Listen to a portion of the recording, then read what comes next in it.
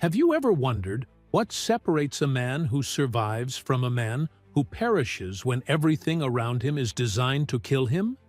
When every breath could be his last? When the enemy laughs at his face, believing he is already dead? Before we continue, I need your help. Comment below where you are watching this from. Which state? Which country? This channel needs your support to keep bringing these secret stories to light. Hit that subscribe button right now because what you are about to hear has been buried in classified files for decades, and they do not want this getting out. The winter of 1944 descended upon occupied France like a plague of ice and death. The third week of December brought temperatures that froze men where they stood, that turned moisture in lungs to crystals of pain, that made every second of exposure feel like knives carving through flesh. In a forest 17 kilometers southwest of Strasbourg, where the pines grew so thick that daylight became a pale suggestion between the branches, something fell from the sky trailing black smoke and the screaming of tortured metal. The P-47 Thunderbolt had been hit by flak over German positions. The explosion tore through the left wing, sending shrapnel through the cockpit that missed First Lieutenant Samuel Begay by inches. The control stick went dead in his hands. The altimeter spun backwards like a clock rewinding time. He could smell burning oil, could taste copper in his mouth from where he had bitten his tongue on impact, could feel the G-forces pressing him into his seat as the plane spiraled toward the forest below. Samuel Begay was 23 years old. He had been born in a hogan near Chinle, Arizona, on the Navajo reservation, where the red rocks met the sky, and the land stretched endless and sacred. He had grown up speaking Diné Bizad before he learned English, had herded sheep with his grandfather who taught him that every living thing carried a piece of the holy wind within it, had watched his mother weave patterns into rugs that told stories older than the white man's calendar. He had joined the Army Air Forces in 1942, had trained at bases in Texas and Louisiana, had crossed the Atlantic on a transport ship where he spent 14 days being sick into a bucket, while white boys from New York and Boston made jokes about Indians and firewater. Now he was falling toward German-occupied territory at terminal velocity with a dead engine and no way to pull up. He ejected at 800 feet. Too low. Dangerously, catastrophically too low. The parachute deployed with a crack that he felt in his spine, jerking him upward so violently that his vision went white. Then he was dropping again, faster than the chute could compensate for, watching the trees rush up to meet him like grasping fingers. He hit branches.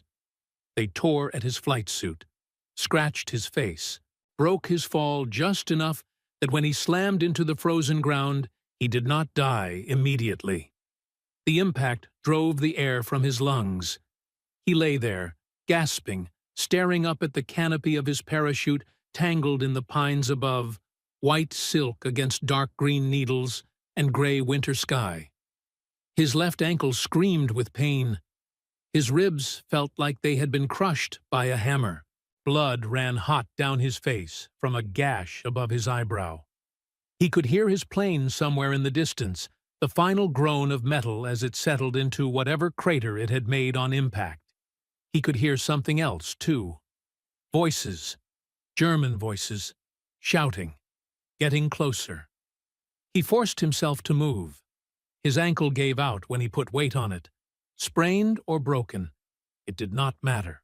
He grabbed a tree branch and pulled himself up, biting down on a scream that wanted to tear out of his throat. The voices were maybe 200 meters away. He could see flashlights cutting through the trees like searchlights hunting for prey. He could hear dogs barking. They had tracking dogs. Of course they had tracking dogs. Samuel began to move through the forest. Each step sent lightning bolts of agony up his leg. His breath came in ragged gasps that created clouds of vapor in the freezing air. He had no weapon. His sidearm had been torn from its holster during the ejection. He had no map. His escape kit had been in a pocket of his flight suit that was now hanging in shreds. He had no food, no water, no plan except to move away from the voices and the dogs and the lights. He moved for 3 hours through the darkness. The forest seemed endless, a maze of shadows and frozen earth and trees that all looked the same. His ankle swelled inside his boot until the leather felt like it would split. His face went numb from the cold. His hands, even inside his leather gloves, lost all feeling.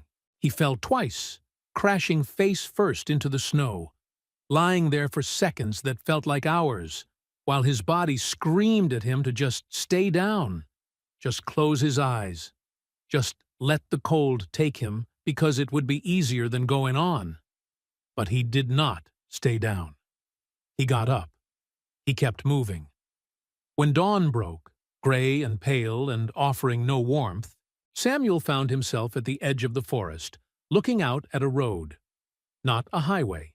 A small country road, dirt and gravel, rutted with vehicle tracks. He crouched behind a fallen log, watching, waiting. His throat was so dry it felt like sandpaper. His stomach cramped with hunger. He had not eaten since breakfast the previous morning, eggs and toast in the mess hall that now seemed like a memory from another lifetime. A truck appeared on the road. German. Wehrmacht markings on the side. Samuel pressed himself flat against the log, barely breathing, watching as it passed within 50 meters of his position. He could see the soldiers inside, gray uniforms, rifles, faces that looked young and tired and cold. The truck disappeared around a bend. He waited another hour. Nothing else came. He hobbled across the road and into another section of forest on the far side. This one was less dense. He could see farmland in the distance, fields covered in snow, a barn with a collapsed roof, smoke rising from a chimney somewhere beyond a low hill. Civilization. German-occupied civilization. He was behind enemy lines with a busted ankle, no supplies, no weapon, no way to contact friendly forces. The first rule of survival training came back to him. Evade. Stay away from populated areas. Move at night. Find water. Find shelter. Wait for rescue or attempt to reach Allied lines. But Allied lines were hundreds of kilometers away. The closest American forces were somewhere near the Belgian border, pushing through the Ardennes in what the newspapers would later call the Battle of the Bulge. Samuel did not know this. All he knew was that he was alone in enemy territory and that the Germans would be looking for him. He found a hollow beneath an overturned tree and crawled inside. The space was barely large enough for his body. It smelled of wet earth and decay.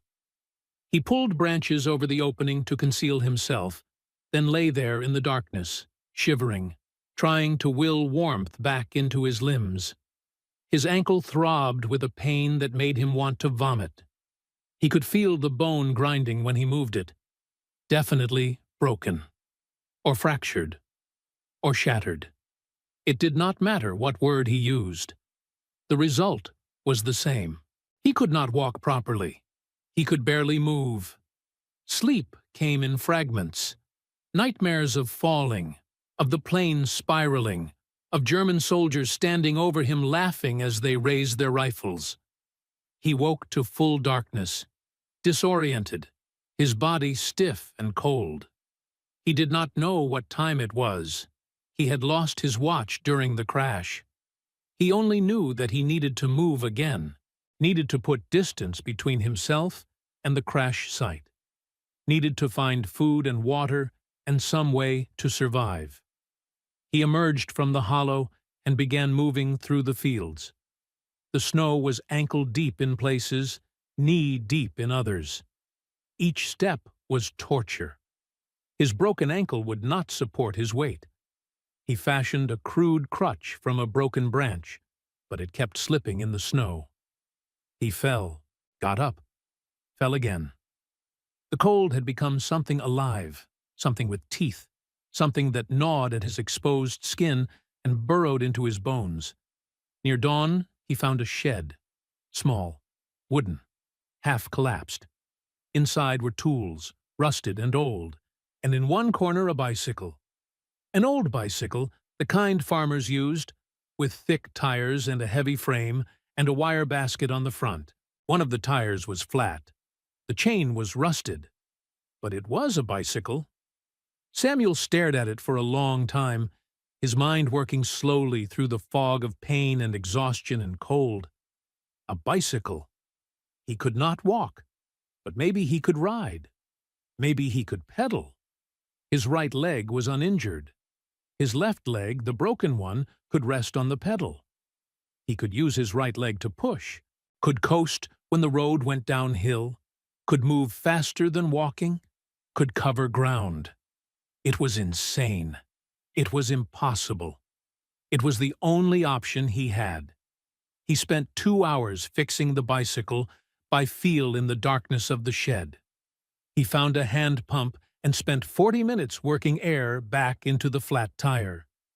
He found oil in a can and worked it into the chain until it moved smoothly. He tested the brakes. They worked, barely. He found a burlap sack and wrapped it around his left ankle, binding it tight against his leg to keep the broken bone from moving. When he wheeled the bicycle out of the shed, the sky was beginning to lighten in the east. He had maybe an hour before full daylight, maybe less. He climbed onto the bicycle, gasping as his weight shifted onto the seat. His left ankle screamed. He ignored it. He put his right foot on the pedal and pushed. The bicycle moved forward, slowly, wobbling, but it moved. Samuel Begay began to ride. The first day he covered maybe 30 kilometers. He stayed off the main roads, following farm tracks and paths through fields, stopping whenever he heard engines or voices. He hid in ditches, in barns, behind hay bales. Twice he saw German patrols on the roads.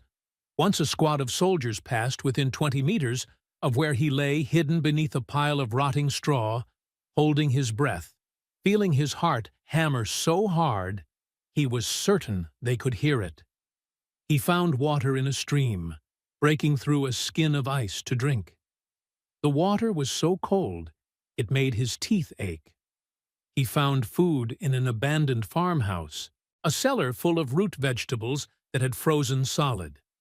He took turnips and potatoes, stuffed them inside his flight jacket, ate them raw as he rode, chewing the frozen flesh until his jaw cramped. The second day was worse. His ankle had swollen to twice its normal size. The burlap wrapping was soaked with blood and pus. He could smell infection starting, that sweet, rotten smell that meant his body was losing the fight. He developed a fever. His vision blurred. He hallucinated, seeing his grandfather standing in the middle of a road, seeing his mother weaving at her loom in a field of snow, seeing spirits from the old stories his grandmother had told him. But he kept riding.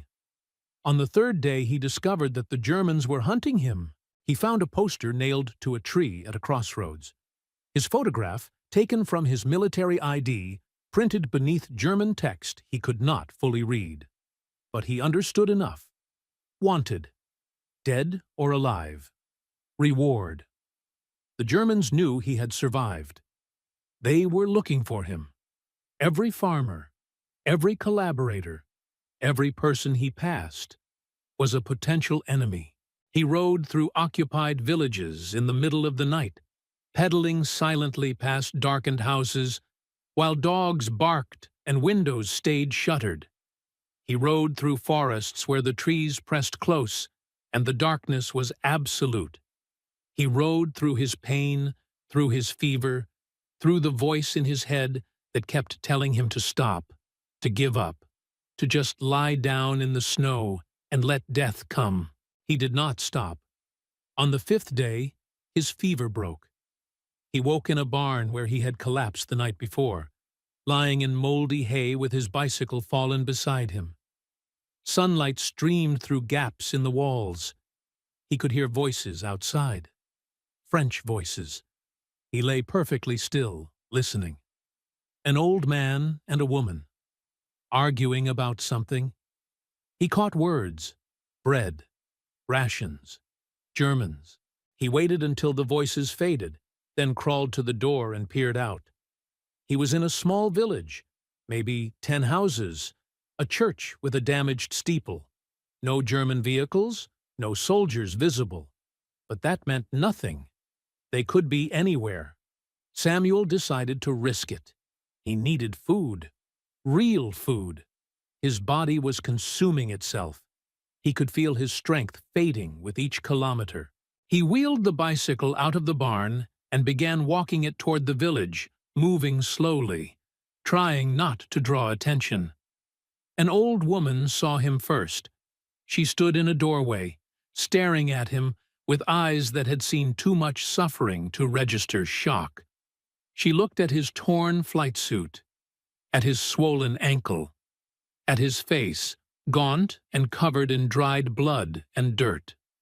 She said nothing. She simply pointed down the road, away from the village, then went back inside and closed her door. Samuel understood. Keep moving. Do not stay here.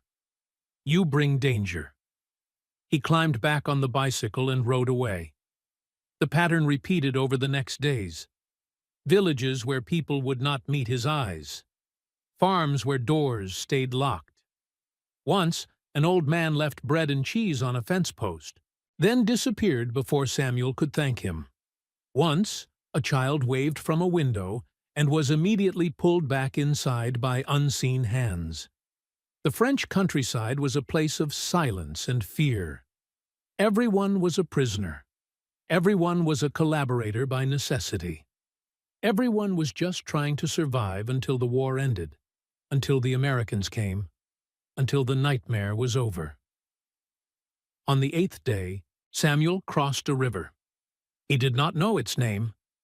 He pushed the bicycle across a damaged bridge that swayed under his weight, planks missing, rails torn away by artillery fire. On the far side, he found a road marker, 48 kilometers to Luxembourg. Luxembourg. He knew that name. The Americans were fighting there. The Battle of the Bulge.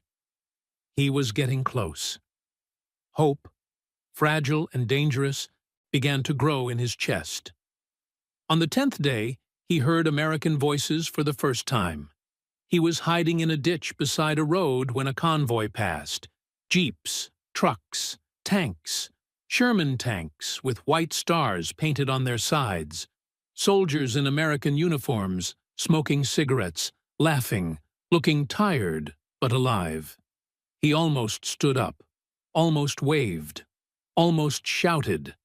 But something stopped him, some instinct, some voice that whispered danger. He stayed hidden, watching the convoy disappear, then waited another hour before moving.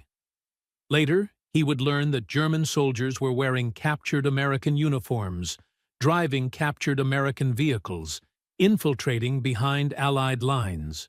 Later, he would learn that dozens of American soldiers had been executed as spies by their own side because they could not prove their identity. Later, he would understand that his instinct to hide had saved his life. He rode through the night, pedaling through his exhaustion, through his pain, through darkness so complete he could not see the road beneath his wheels. He rode by feel, by instinct, by pure, stubborn refusal to stop. His grandfather's voice came to him in the darkness, speaking words from childhood.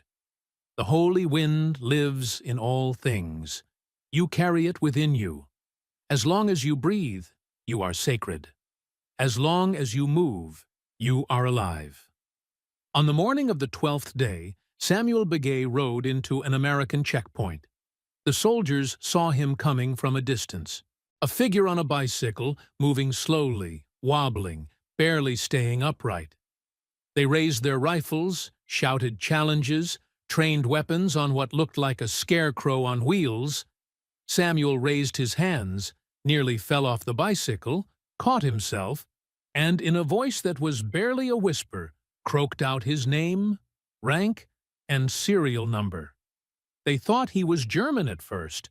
His flight suit was so torn and dirty it was unrecognizable. His face was so sunken and changed that he looked like a different person. They grabbed him off the bicycle, threw him to the ground, rifles in his face, shouting questions. Where are you from? What unit? Who won the World Series in 1943? What is the capital of California? Answer or we shoot. Samuel answered every question. New York Yankees, Sacramento. He recited the Pledge of Allegiance. He named every state in alphabetical order. He sang the first verse of the Star-Spangled Banner in a voice that cracked and broke, but never stopped. Finally, a sergeant lowered his rifle and said the words Samuel had been praying to hear for 12 days. "Welcome home, Lieutenant." They carried him to a field hospital. A doctor examined him, swearing under his breath, unable to believe what he was seeing. Broken ankle, untreated for nearly 2 weeks. Severe frostbite on both feet and hands. 3 cracked ribs. Malnutrition. Dehydration. Infection setting into multiple wounds. The ankle was so damaged it would require surgery and months of recovery. But he was alive. Someone brought the bicycle into the hospital tent. It stood in the corner, caked with mud and snow, the wire basket still attached to the front, the chain still functional.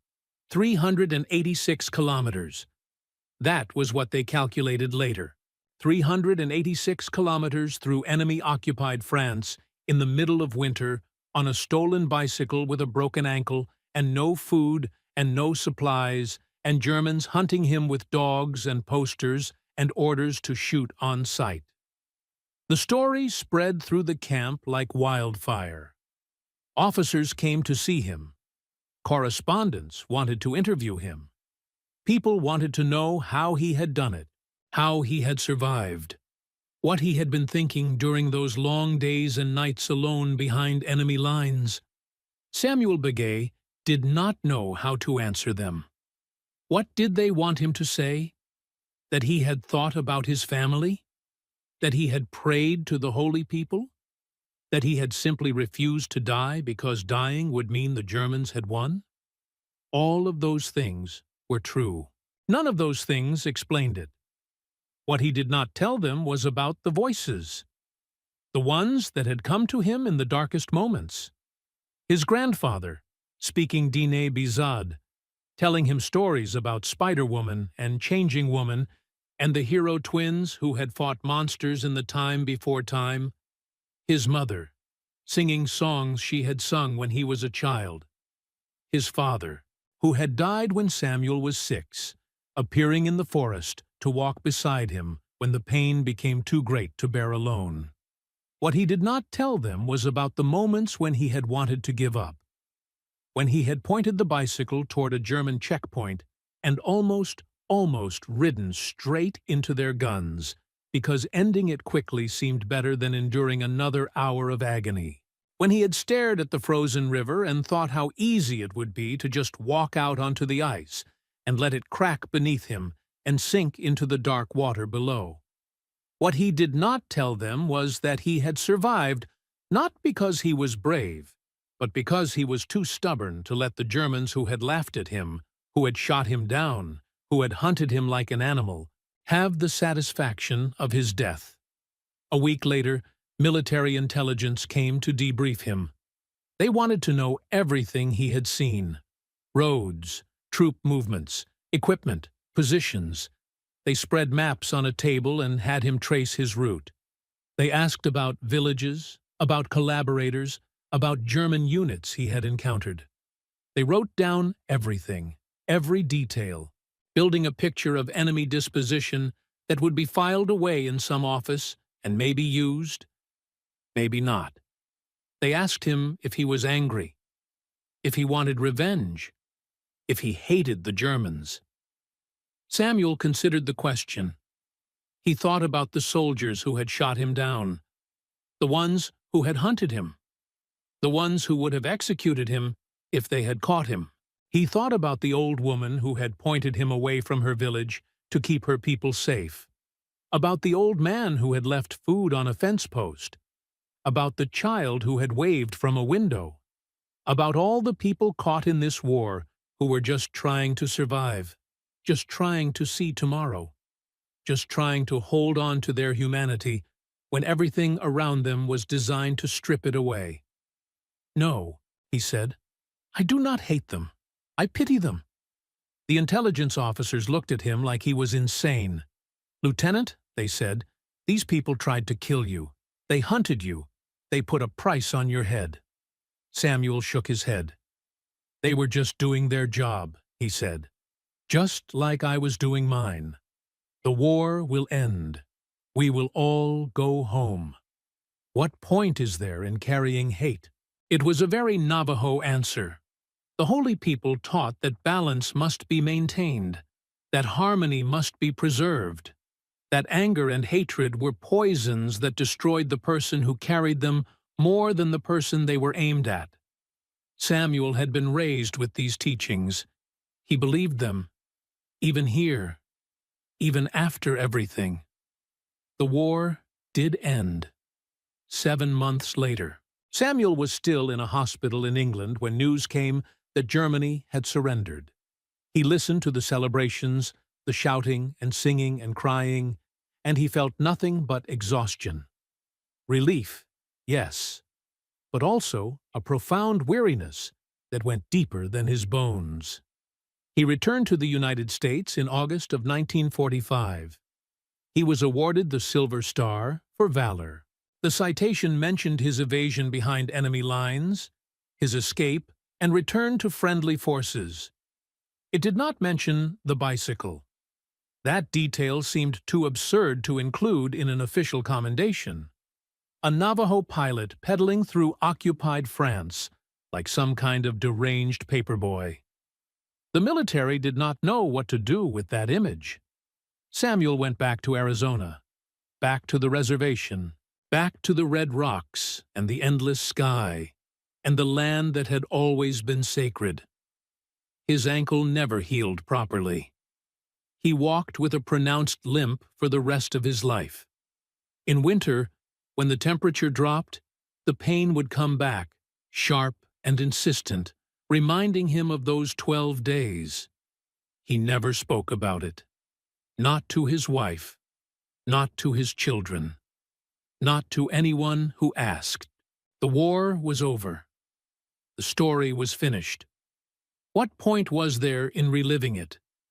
But sometimes, late at night, when sleep would not come and the old pain throbbed in his ankle, Samuel Begay would remember the bicycle, would remember the feeling of pedaling through the darkness with death hunting him from every direction, would remember the voices of his ancestors speaking to him in Diné Bizad, would remember that he had survived not because he was special, not because he was lucky, but because he had refused to let them break him. The Germans had laughed when they shot him down. They had assumed he would die. They had assumed wrong. The bicycle sat in a barn on the reservation for 40 years. Samuel kept it there, hidden under a tarp, rusted and forgotten. His children never knew it existed. His wife saw it once, asked him about it, and he told her it was just an old bike he had found somewhere. She never asked again.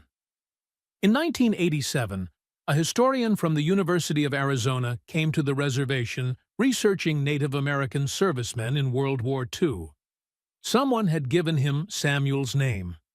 He showed up at the house one afternoon, young and enthusiastic, carrying a tape recorder and a notebook full of questions. Samuel sat on his porch and listened to the questions. Where did you serve? What squadron? What missions did you fly? The historian had done his research. He knew about the Silver Star. He knew about the evasion behind enemy lines, but he did not know about the bicycle. Samuel considered not telling him. The story had been buried for 4 decades. What good would come from digging it up now? But something in the young man's face, some genuine curiosity, some honest desire to understand, made Samuel speak. He told him everything. About the crash, the broken ankle, the bicycle in the shed. About the 12 days pedaling through occupied France. About the voices of his ancestors. About the moments when death had seemed easier than going on. The historian listened, his tape recorder running, his pen motionless in his hand. When Samuel finished, the historian asked if he could see the bicycle. Samuel took him to the barn. They pulled off the tarp together. The bicycle looked even more decrepit than Samuel remembered. The tires were rotted. The chain was solid rust. The frame was pitted with corrosion. But it was still there. Still real. Proof that the story had actually happened. The historian wanted to take photographs. He wanted to write an article. He wanted to nominate Samuel for additional commendations.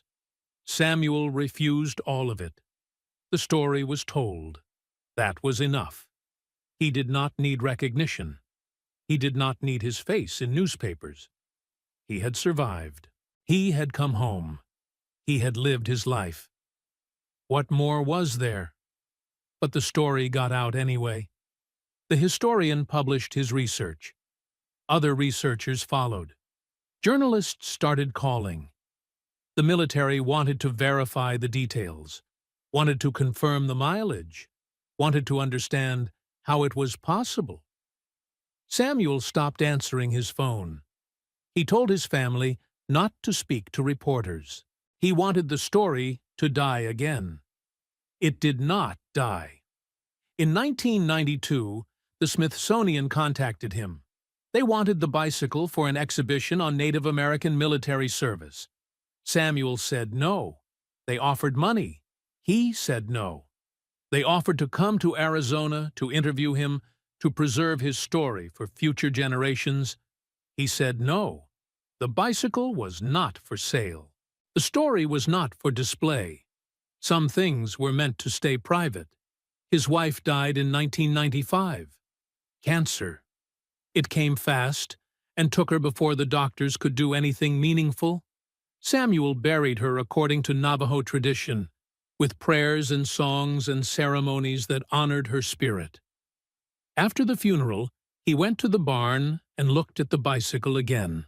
It occurred to him that he had spent more time with that bicycle in those 12 desperate days than he had spent with his wife in their final week together. The thought made him feel sick, guilty, ashamed. The bicycle had saved his life, yes, but what had he done with that life? Had he honored the gift of survival? Had he lived fully? Had he loved enough? He did not know the answer.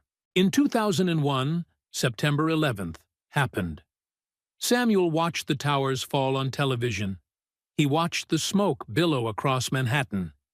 He watched people jumping from windows 100 stories high. He watched the replay over and over, unable to look away, unable to process what he was seeing. That night, he had the nightmare for the first time in decades. The plane spiraling, the parachute deploying too late, the impact with the frozen ground. But in the nightmare, he did not get up. He did not find the bicycle. He lay there in the snow, paralyzed, watching German soldiers approach with rifles raised.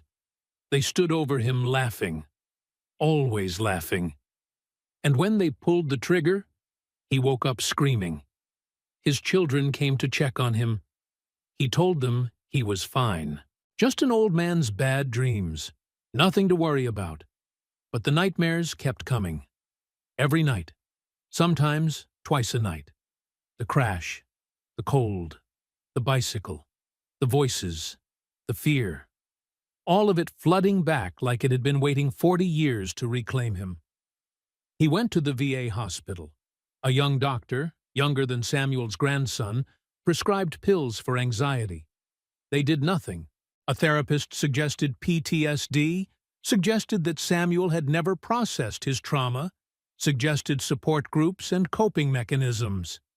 Samuel took the pills, attended one support group meeting, sat in a circle with young men back from Iraq and Afghanistan, men with missing limbs and shattered minds, men who looked at him like he was ancient history. He did not go back. In 2009, Samuel's oldest son found him in the barn, standing in front of the bicycle, crying. Not just crying, sobbing. Great heaving sobs that shook his whole body. His son did not know what to do. He had never seen his father cry. Never. Not at funerals, not at weddings, not ever.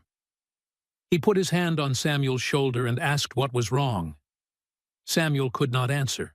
How could he explain that he was crying for the young man he had been? For the terror and pain and desperate hope of those 12 days? For all the men who had not made it home? For the Germans he had pitied? For the French who had lived under occupation? For everyone touched by the war? For everyone who had suffered? For everyone who carried scars visible and invisible? How could he explain that the bicycle had become more than metal and rust, that it had become a symbol of everything he had endured, everything he had lost, everything he had somehow managed to keep? His son helped him back to the house, made him coffee, sat with him until the tears stopped. They did not speak about it again. Samuel died in 2014. Heart attack, quick and relatively painless. He was 93 years old. His funeral was large. Family came from across the reservation and beyond. Veterans from various wars attended to honor one of their own. A military honor guard performed a ceremony. Taps was played. A flag was folded and presented to his daughter. The bicycle was still in the barn. His children argued about what to do with it. One wanted to donate it to a museum. One wanted to sell it. One wanted to keep it as a family heirloom. They could not agree. So it stayed in the barn, gathering more dust, slowly deteriorating, waiting for someone to make a decision. In 2016, a documentary filmmaker heard about the story. She contacted the family, explained that she wanted to make a film about Native American contributions to World War II, that Samuel's story would be the centerpiece. She was persistent. She was passionate. She promised to handle the story with respect. Eventually, the family agreed. The filmmaker interviewed Samuel's children, his grandchildren, the few remaining people who had known him during the war. She obtained military records, newspaper articles, the historian's research from 1987. She found photographs of Samuel in uniform, young and serious, looking at the camera with eyes that had not yet seen what they would see. She found the bicycle in the barn. It was barely recognizable now. The rubber had completely rotted off the tires. The metal frame was so corroded it looked like it might crumble if touched. But it was still there. She had it carefully transported to a restoration specialist who documented every detail before beginning conservation. The documentary premiered in 2018. It told Samuel's story with archival footage and dramatic reenactments and interviews with military historians. It explained the technical impossibility of what he had done. 386 kilometers through enemy territory in 12 days with a broken ankle.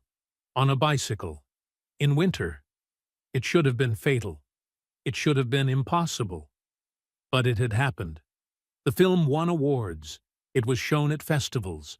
It was picked up by streaming services.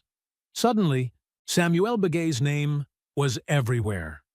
People who had never heard of the Navajo code talkers, who did not know about Native American service in World War II, were learning about the pilot who had pedaled to freedom through the heart of Nazi-occupied France.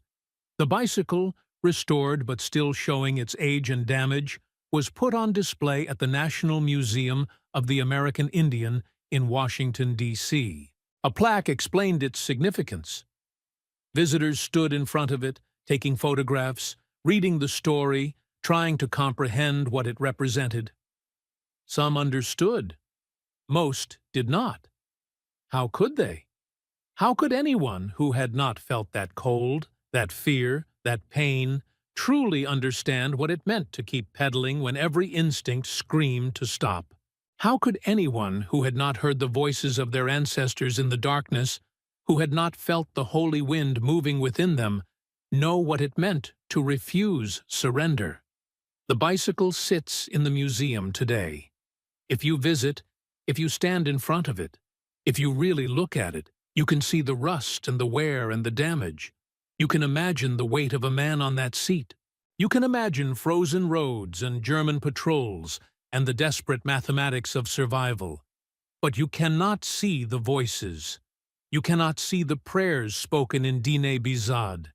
You cannot see the moments when Samuel Begay decided to live instead of die, over and over and over. 12 days of continuous choice. 12 days of refusing to let them win. Some historians question the story. They point out inconsistencies in the timeline. They note the lack of contemporary documentation. They suggest that memory is unreliable, that trauma distorts, that perhaps the distance was less than claimed, perhaps the circumstances were not quite as dire. Let them question. Let them doubt. The bicycle is real. The scars on Samuel's ankle were real. The nightmares that haunted him for 70 years were real. The voice recording from 1987, where an old man speaks about the worst days of his life with a voice that shakes but never breaks, is real. And if you listen very carefully to that recording, at the very end, after the historian has turned off the tape recorder, after the formal interview is over, you can hear Samuel say something in Navajo, something quiet, something that was not meant to be recorded. His grandson translated it years later. It was a prayer of thanks to the holy people, a prayer for all those who had not made it home, a prayer for forgiveness for surviving when so many had died, a prayer that the holy wind would continue to move through the world, sustaining life, maintaining balance, preserving the sacred in the midst of chaos. The world is full of chaos now. Wars continue. People suffer. The darkness presses in from all sides. But somewhere, in a museum in Washington, D.C., a bicycle sits as testimony to the fact that one man refused to surrender. That one man chose to live. That one man pedaled through hell and came out the other side. Samuel Begay believed in something greater than himself. He believed in the holy wind, in the sacred balance, in the power of perseverance. But more than that, he believed that every breath was a gift, every moment a chance to choose life over death, hope over despair, love over hate. Whether you call it the holy wind or the breath of God or the grace of Jesus Christ, or simply the stubborn refusal of the human spirit to be broken, it was there in that forest in France in 1944. It was there in the handlebars of a stolen bicycle. It was there in the voice of an old man crying in a barn. It is there still, waiting for those who need it, waiting to carry them through their own 12 days of darkness. The Germans laughed when they shot down the Navajo pilot. They thought he was finished. They thought wrong. And somewhere, in the eternal now, where all things are held in balance, Samuel Begay is still pedaling, still choosing life, still refusing to let them win. May we all have such strength when our own darkness comes. May we all hear the voices that call us forward. May we all find our own bicycle, whatever form it takes, and may we have the courage to keep pedaling until we reach home. In the name of the Creator, in the name of all that is sacred, in the name of Jesus Christ who calls us to persevere through suffering and find redemption on the other side, may we remember Samuel Begay. May we honor his story. May we carry his refusal to surrender into our own battles. And may we never, ever stop pedaling toward the light.